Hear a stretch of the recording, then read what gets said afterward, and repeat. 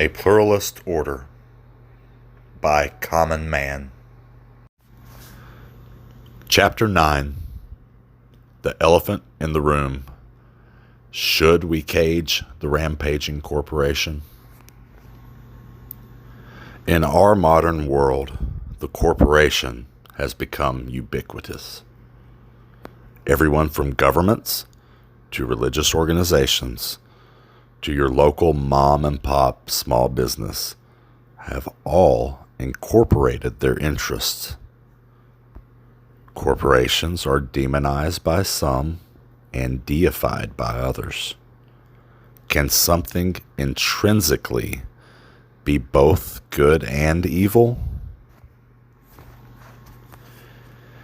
It is easy for most of us to see human beings as capable of both good and evil.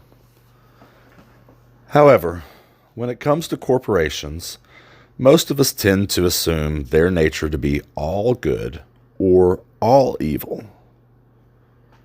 Perhaps this is due to our strange human nature when examining good and evil. When we are confronted with a convicted murderer, even if this person were truly a saint who had committed no other sin, our brains jump to the conclusion that the person is evil.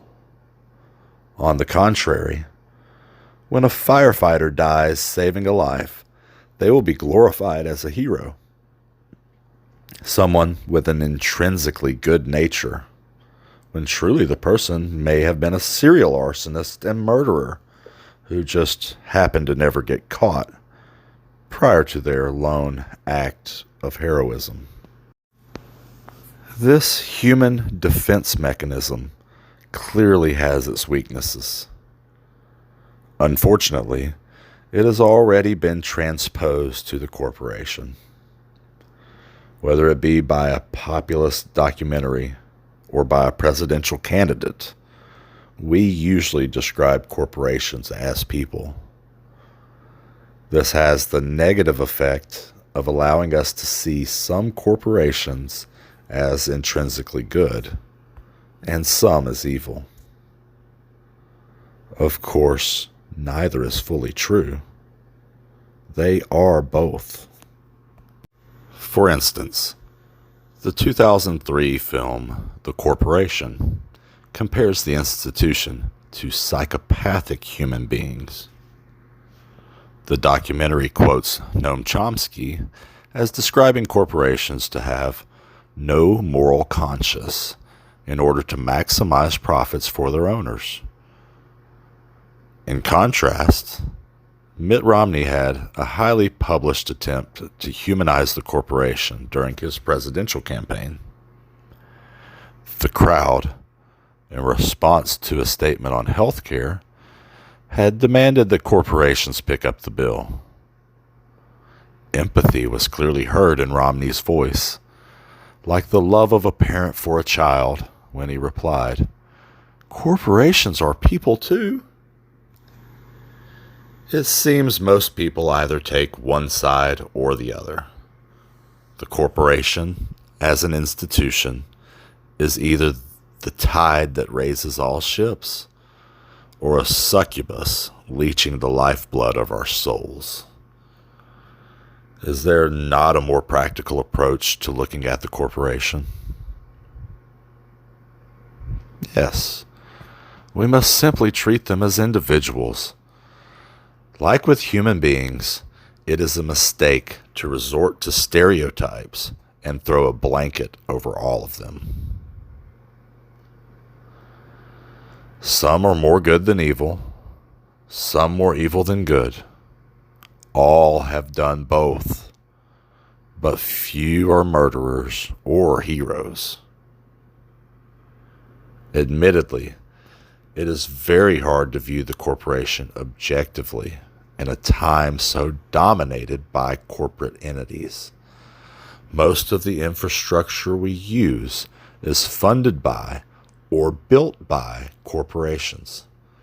Most of us are employed by corporations or own one ourselves. Our retirement is tied up in a stock market of traded shares of corporations. The balance of power is certainly not equal.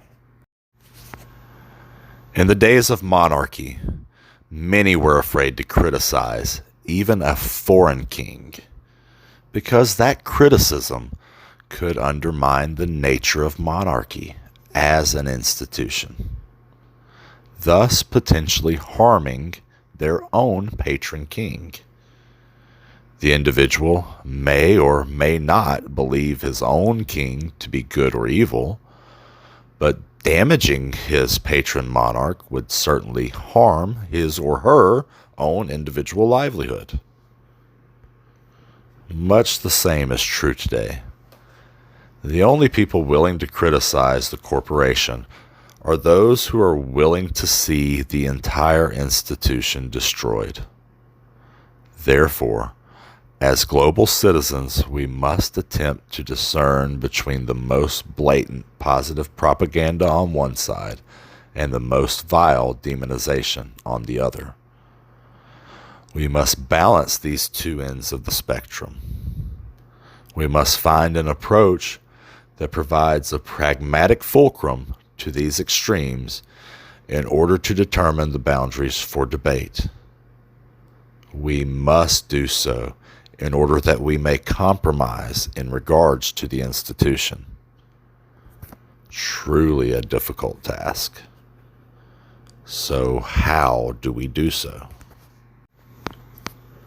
Well, now that we have determined the intrinsic nature of the corporation is forged by the people who control it, we should look to its purpose.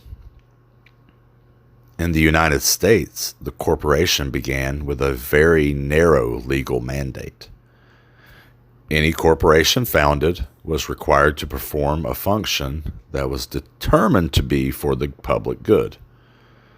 For example, corporations were often founded to build bridges.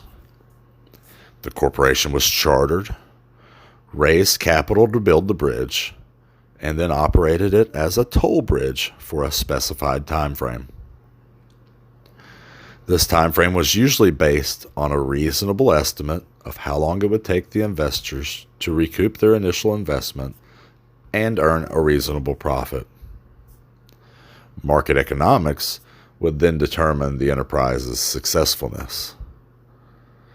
This ensured that the only bridges built were those that were truly needed. After the time frame allotted for private corporate control had passed, maintenance and operation of the bridge would then be turned over to a local government. Essentially, at least at its inception in the United States, corporate status was a gift for servicing a social function. Unfortunately, this system was highly favorable to friends of the government and was often used as a monopolizing force. In response, there were a long series of court cases liberalizing rules on the institution. This process continued with the great railroads and other large corporate entities usurping the 14th Amendment to establish the basic corporate legal standing that we know today. In modern times, the corporation not only is immortal, while still demanding basic human rights. Instead of being required by law to serve a social function, it is required by law to make as much profit as possible for its shareholders.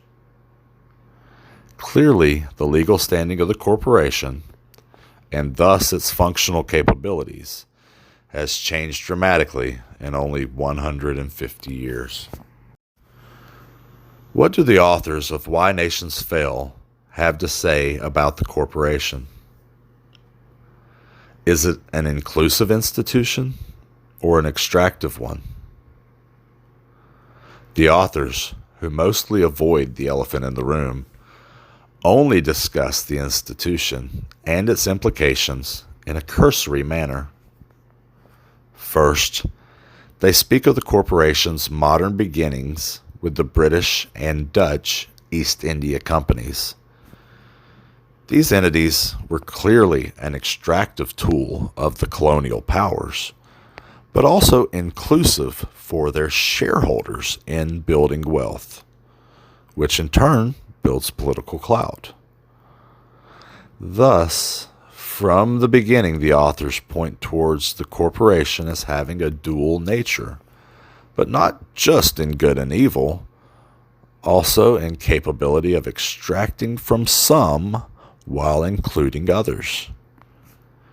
This process continues today, where in the West, corporations benefit from a strong legal system favoring patents, while the same global multinationals exploit labor in another locale and markets in yet another. We recognize in the corporation a reflection of ourselves. We grow with and adopt new technologies as time passes, but essentially our nature is unchanged. We all have the capability of good and of evil. We all have the choice between each in every moment of our lives, in every circumstance. The choices we make are for our own survival or in order to make our lives better. Given the opportunity to be evil without limits, some might take that option. Most people, however, would likely remain mostly good. The difference between corporate entities and flesh and blood human beings is that we have strong enough legal deterrence to effectively dissuade most antisocial behavior for humans. We must establish such a system for corporations. In seeking to establish a compromise on the legal status of corporations, we must keep in mind that any limits on its property rights may degrade our own. This would be harmful in areas of the world where the patent system is strong. Perhaps a solution lies by encouraging internal systemic inclusiveness. For example, in the United States, we need a mechanism where corporate executives are given incentives to make their own salary more equitable with their employees. This noble gesture would go a long way towards alleviating many elements of the corporate system.